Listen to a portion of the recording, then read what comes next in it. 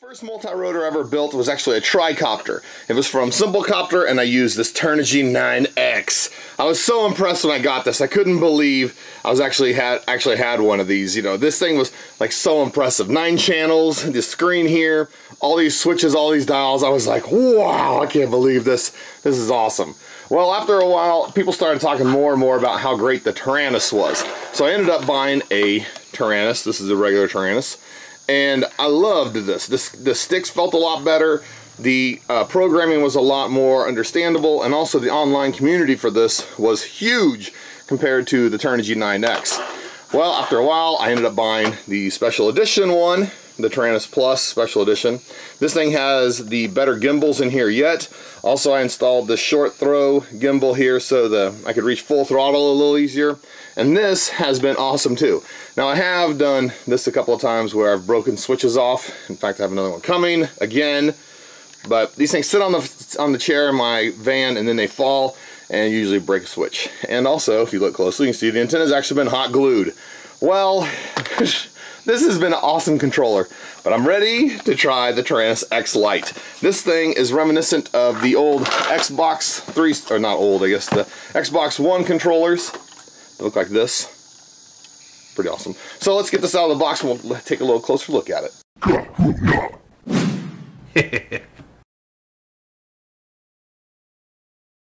So this is, like I was saying, this looks like a giant Xbox controller.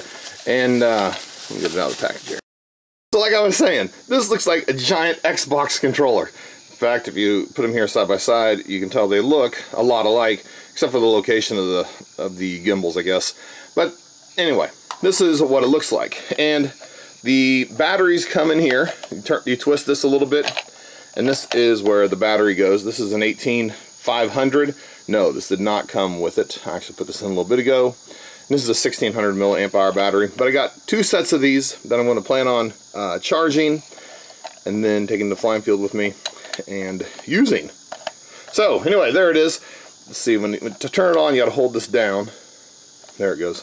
And these are little gimbal protectors. These also come with it. So up here on the top, you have the 4 switches. You have some little sliders here that you can use, and behind here is a antenna holder, an SMA antenna holder. Throttle warning, okay, switch warning, whatever. There we go. So the cool thing, one thing I was really excited about with this is these sticks, the switches up here are a lot smaller, and you can see they switch pretty easily. They're just really short, and that should help a lot with not breaking them. So that'll be nice. Also, these are the sliders here, and so you do have the sliders just like on the Taranis. They're kind of on the side. These are up here on the top. And down here in the front, you have your USB port. This is someplace where you can upgrade the firmware, I suppose, and the headphone jack there.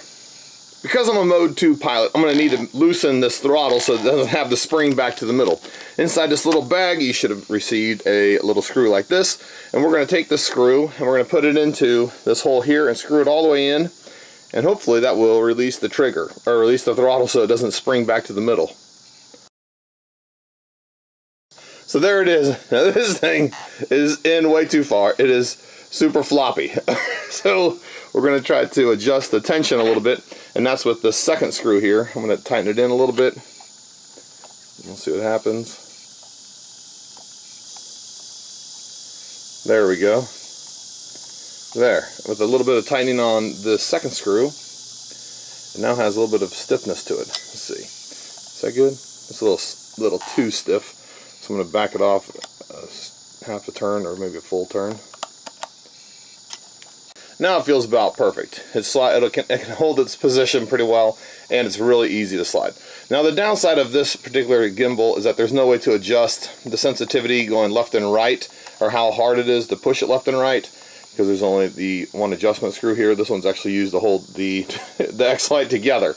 So you can only adjust this tension up and down. Same thing over here, you can adjust the tension up and down, but by default it's pretty nice just like it is. So for a little size comparison, here's the X-Lite sitting next to an Xbox One controller. When I hold this Xbox One controller, my pinky finger is getting a little bit of grip down here on it, but not very much. And let me see if I can do it there. That's actually a little better. That's with my finger up on the trigger and stuff. So I get a little bit of grip down there at the bottom. on this X-Lite, because it's a little bit bigger, if I try to give it the same grip, I'm getting a full grip on the bottom. This has a little bit of a rubber texture to it, so I can actually hold it pretty well in one hand. And up here, the switches are in a good position where I can flip them pretty easily with my finger. Also this one up here. So anyway, this one, oh yeah, I didn't tell you. This is a three-way switch, 3-position, and this is a 2-position. Same thing on the other side. Anyway, sorry. This is the Xbox One controller. So if you're used to playing the Xbox One, then this isn't not going to be that big of a transition for you. And also, I think it's about time they released a controller with this shape rather than the old square box shape like this that they've used with planes, you know, pretty much forever. Just like this X-Lite, my Taranis came with a case, and it was just like this too. It's kind of the hard shell on the outside with the nice zipper with a cloth to help hold it in place, and then inside it has this covered plastic, and it's real nice. Now, just like the Taranis, I'll probably end up not using this case just because it's another case I have to unzip and take with me. I'll probably end up just taking this by itself. Well, on Banggood, I found Real ACC makes a case where it supports your X-Lite here with your pair of goggles up above. The nice thing about that is it gets rid of the case for this, but you still get protection for it, and you don't have to take your Fat Shark goggles with you. The case itself is only the size for like normal goggles, not the big screen type of goggles. So if you're using those, you won't be able to use that case. But I did order one. Hopefully it'll be here soon. But so far, this thing looks really cool. It feels really good in my hands. I have larger size hands, and this fits in here perfectly.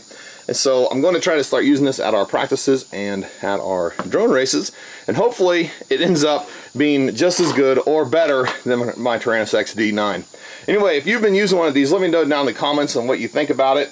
And let me know your opinions. I'm hoping that the range on this is just fine without the external antenna for drone racing. And a lot of reviews that I've read have said that it is. So, should be good.